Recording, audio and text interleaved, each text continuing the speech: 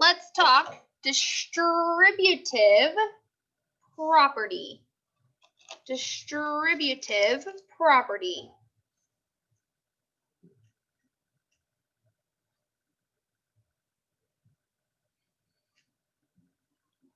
So you should be writing this with me.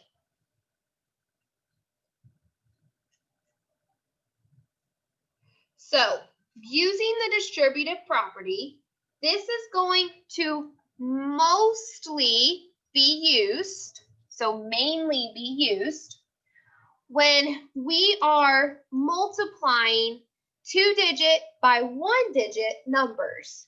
So when we have a 2-digit number and we're going to multiply by a 1-digit number, we would use the distributive property. So this is when we can take a 2-digit number and we can basically ungroup it, if that makes sense. So we can take that number, so like if I have the number 10, I could take the number 10 and I could make it 5 and 5. I could make it 6 and 4. So anything that adds to 10. So I'm taking I'm taking one number. I'm taking one number and I'm basically taking it apart.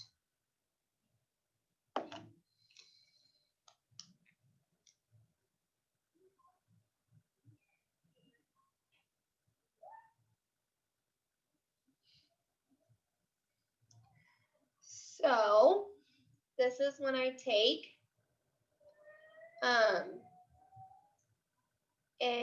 sorry, I should have wrote that on the line, a 2-digit number and split it into 2 smaller numbers. So I'm going to take a 2-digit number, so something like 10, 20, 30, 25, 34, something big, and I'm going to divide it into 2 smaller numbers to make it easier for me to multiply, okay?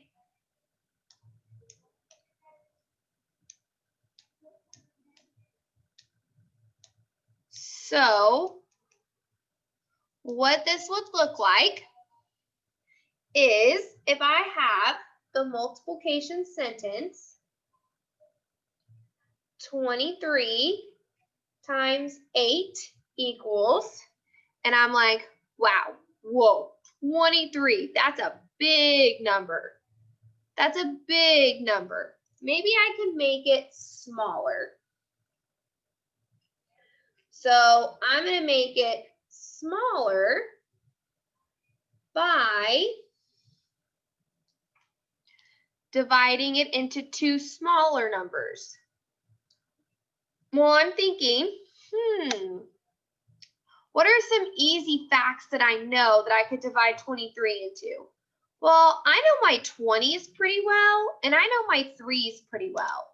So I'm going to change this and make it 23. 20 and 3.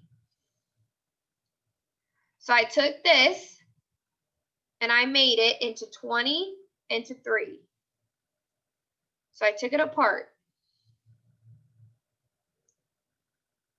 I'm still going to multiply by 8.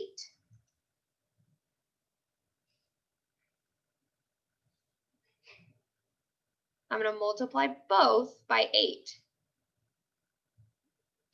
I'm just making it easier because I know my 20 facts and I know my 3 facts pretty well. 23, I'm not really sure about. So I'm making it into something easier. So now I'm going to take 20 times 8. So I know 20 times 8 is 160. I'm sorry, not 160. 160 plus, I know 3 times 8 is 24. So then I'm going to add these two numbers together. So it's a little more work when we use the distributive property because it makes us divide our numbers into two smaller numbers. So we're not going to use it a lot, but we do have to at least know what it is. So then I would have 184. Okay. I promise we won't use this that much, but we do have to at least know what it is. Okay. We won't use it a lot, but we do have to know what it is. Because then the next part we're going to do, I think y'all are going to be really excited about.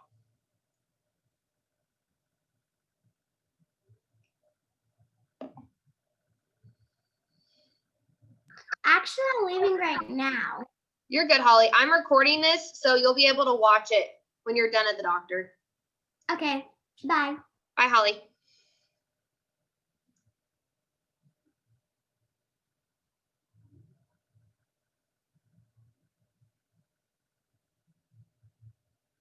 Okay, so what we're going to do is I have an example problem.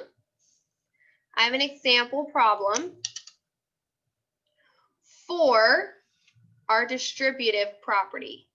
Okay, like I said, I know this is a little hard to think about because it's kind of a big concept, but I promise you just need to at least know what it is. Okay, Camila. All right. So now I'm going to take my example problem. I have 18 times 8. So there's a way to do this with an area model. This area model is going to look a little different than what you're used to. Normally we draw it with the X's or dots. It's going to look a little different because it's a 2-digit number. So I have to take 18 and I need to make it to something more friendly. Well, 18 is pretty easy. What's half of 18? That we know our facts pretty well.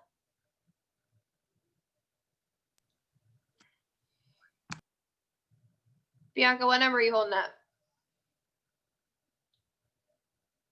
Bianca? Bianca, unmute. What number are you holding up?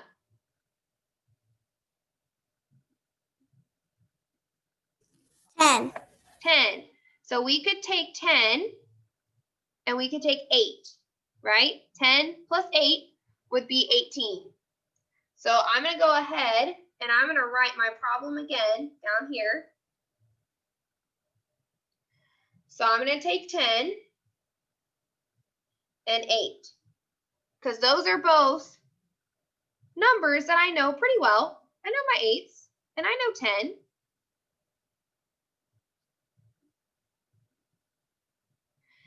And then I need to fill in the blank. So I'm going to fill in my 8 right here. So this just gets brought down, okay? Your 8 just gets brought down. So can someone tell me what's 8 times 10? Yes, Bella. What's 8 times 10? Grace, what's 8 times 10? 80. 80. What's 8 times 8? Anybody? 8 times 8? 8. 8 times 8. Camila, do you know what 8 times 8 is? 64. 64. Good. 80 plus 64. So if I don't know what this is off the top of my head, I could come right here and I could do 80 plus 64. Well, 0 and 4 is 4. And then 8, 9, 10, 11, 12, 13, 14. Because I'm going to do 8 plus 6 is 14.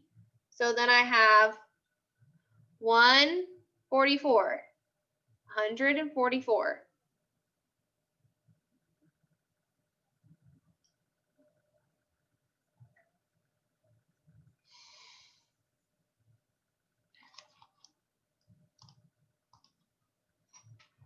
Okay.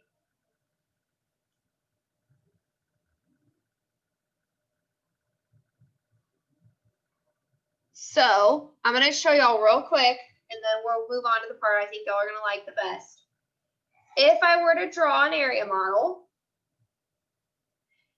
it's going to look like this. So I'm basically taking what I did down here, and I'm just putting it in these squares. So I'm going to put my 8 right here.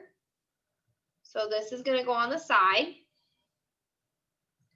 And then I'm going to take my 18 and divide it between the two squares. So I'm going to have 10, or I'm going to write 18. I'm going to have 10 and 8, right? Because we did 10 plus 8.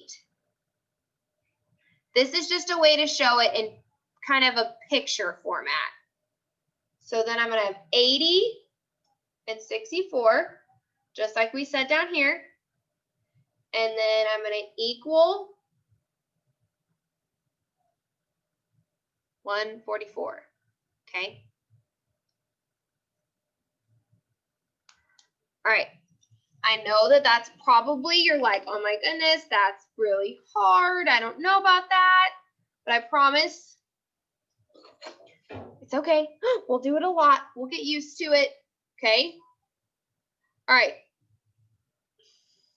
Now y'all ready Chandler, for the part? Yes, Walter. how do you know that it's 80 and 64? Because I did 8 times 10 and I did 8 times 8.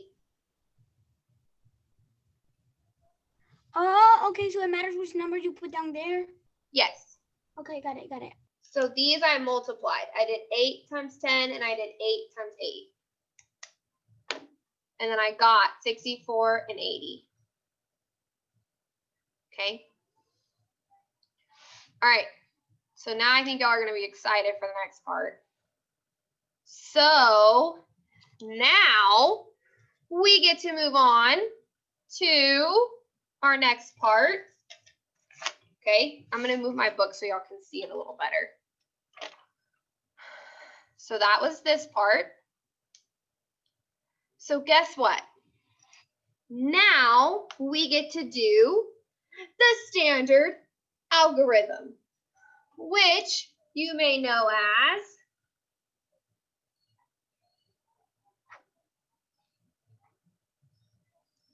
so now you get to do the standard algorithm.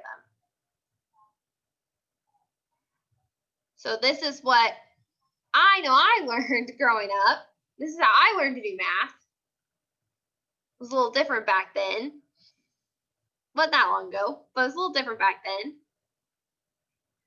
So now we're going to do it this way, okay? So what is 0 times 2? Dimitri, what's 0 times 2? 0 times 2 is 0. 0 times 2 is 0. And then what would be 9 times 2? So then I'm going diagonal. So it would be 9 times 2. Tristan, what's 9 times 2? 18. So then what's my number going to be? What's my number going to be? Tristan, what's my product? 180. 180. I know y'all are like, Miss Chandler, this is the way I like to multiply. Yeah, this is cool. I know. Too easy. I know. Well, so we have to learn it the hard way first. Then we can do it the easy way. Well, we have to learn it the hard way first. All right. What is 9 times 4? 9 times 4. If you don't know, you could use your hands. What's 9 times 4? 9 times 4.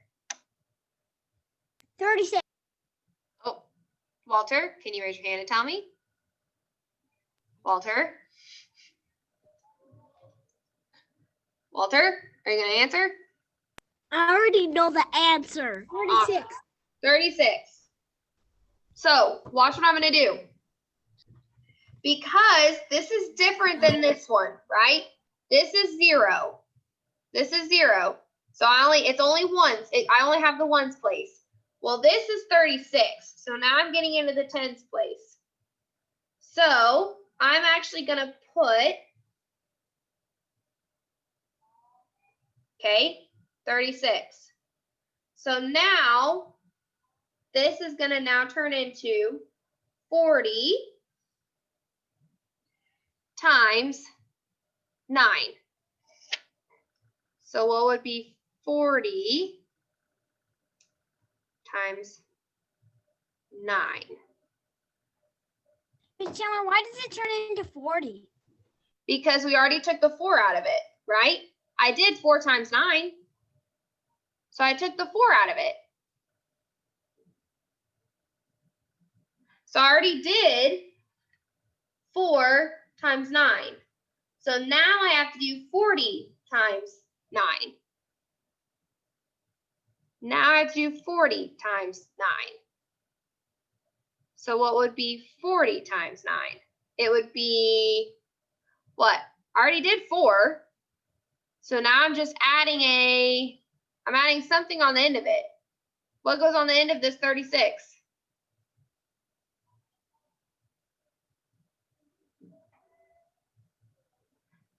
So a trick, if you have 40 times 9, there's a 0 on the end of this 40. So that means it's going to end in a 0. It's going to end in a 0. So it would be 360. So now I'm going to add these together. So I have 6, 9, so I have 396. Okay, so there's another way that you can do this, okay? This is what you could say is the grown-up way, or the old school way you can do this. So I'm going to show it to you, but if you're going to do it this way, you have to be really careful, okay? So listen to me. You're all listening? You have to be really careful if you're going to do it this way. If you're going to do times 9, I know, I just said 4 times 9 is 36. So I could take my 6 and I can put my 3 up here, right? Y'all seen that before? Does that look familiar? Okay, if you're going to do it this way, though, you got to be really careful when you do it this way. You got to be really careful when you do it this way. So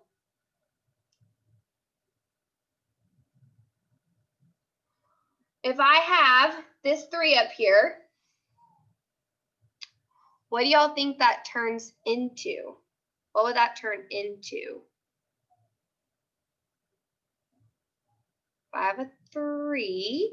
Miss Chandler, how did you get that 3? Look, so remember, what's 4 times 9? 36. 36. So I said I dropped my 6, but then I have that 3. It's an extra 3. I can't forget about my 3 though. So I said, this way is a little bit trickier. This is what I like to call the old school way. This is kind of how I learned math. This is the old school way. Which one's the easier way? Well, that's up to you. Some people are going to say this is easier. Some people are going to say this is easier. It just depends on how your brain works. It just depends on how your brain works. It just depends on how your brain works. Emily, do you know what my 4 would turn into?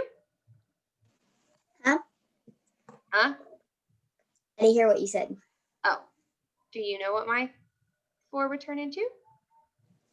Now, but I just want to say, can I tell you a trick that I use for like ×2? Sure.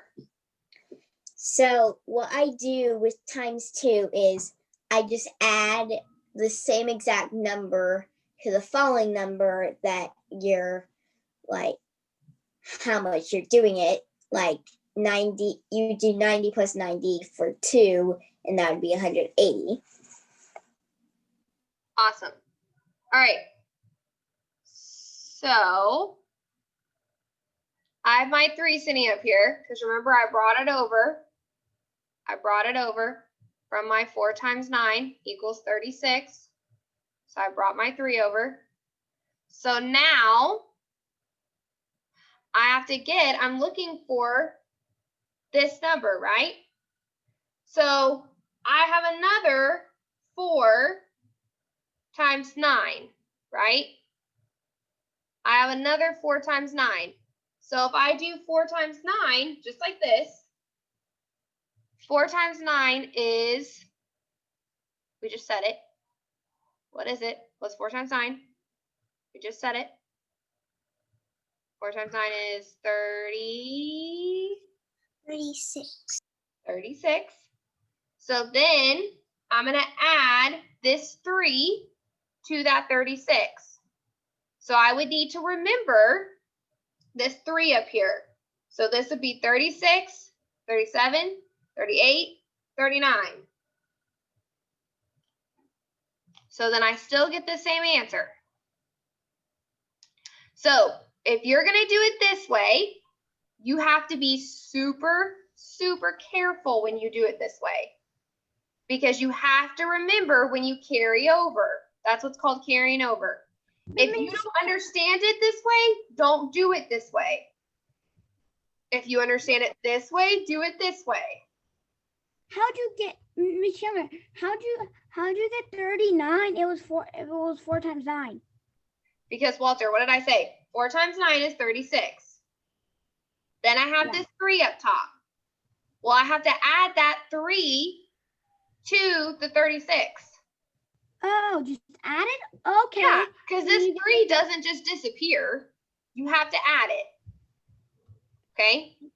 So, like I said, if you're going to do it this way, this is kind of the old school way, you got to be really careful when you do it this way. If you're not comfortable with this way and you have no idea what I've just said, then you should stick to this way, to where you're going to divide it up. And then you're going to divide and add, or not divide it up, you're going to add them at the end. Okay? Miss Sam, I wrote all of this that you did on paper in my notebook for it. Not forget. Awesome. All right, so we're going to move into our independent practice. Because I took a little bit longer to explain this because I want to make sure you understand it. So for our independent practice, you're going to be doing the same thing. We have our activity on Seesaw. You have the distributive property. So that's this first example that I showed you. That's this first example that I showed you. Okay. Then you have 2 that you get to use the standard algorithm. So that's the other example that I showed you, where you just put the numbers on top of each other. Then you have a word problem, okay? And you may use the standard algorithm on the word problem. If you would like to do a strategy, repeated addition, area model, you may. But if you want to just do the standard algorithm and just solve it, you can do it that way too. It's totally up to you. Yes, Kylan. Can I use the bathroom? Yes. Okay. I know this was a lot.